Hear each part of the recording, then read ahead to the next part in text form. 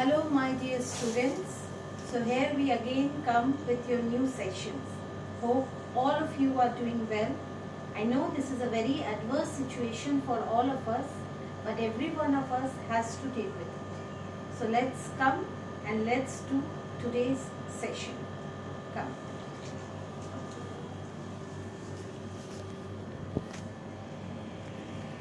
Our today's topic is learning.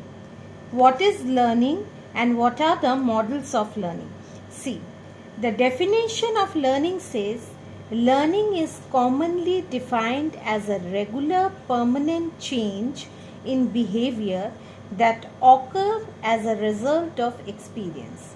Now again, if I break this definition, we generally get three basic points.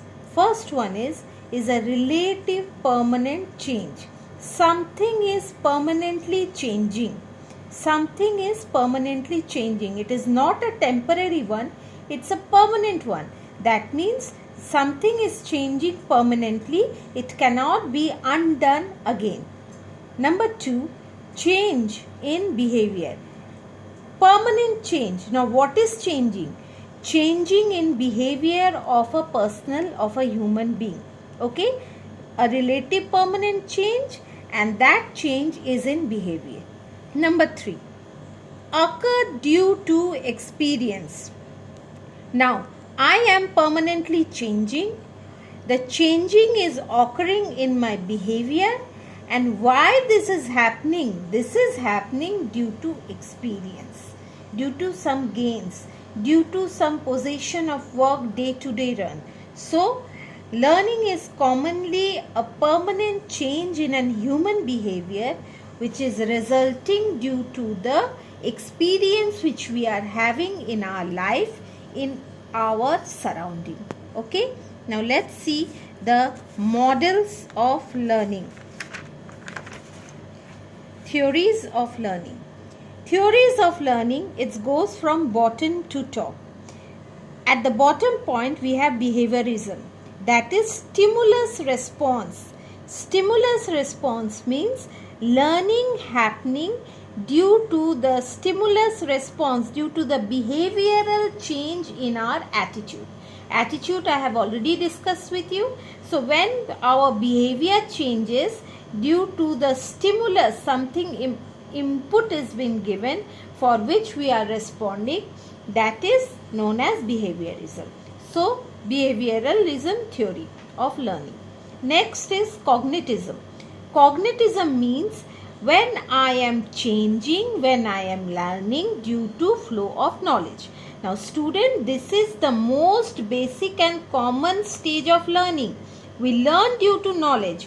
We are reading, we are writing, we are surfing the net, we are gaining from our society, we are hearing. So any flow of knowledge which is increasing our learning is known as cognitism theory. Next is constructivism, that is mental models. After having the knowledge, when I am creating a construction in my mental, take for example, I have gained the knowledge that there is a chapter called learning. Now in my brain I will develop a model for learning. What is learning all about? When I am developing, when I am constructing something in my brain, it is known as constructivism model. Next is experimental. Learning due to experience. Very important. Earlier days we don't have any organizational behavior. Earlier days we don't have any theories. So how does people used to learn? People used to learn through vast of their experience. People used to learn with the working field in their work life. Okay, so experimental learning. And the last one is social and contextual. That is learning which we are doing from our society, learning which we are doing from others. Okay, when somebody else in the society, when somebody is giving me a learning, when I am learning from the surrounding of us, from others, this is known as social learning. So students, in this chapter we have learned what is learning, what are the models of learning, what are the theories of learning. Definitely in your examination, as I have given you a question, if learning comes, this will be a very much gaining topic for you. So do your study accordingly. Thank you. Stay well, stay healthy.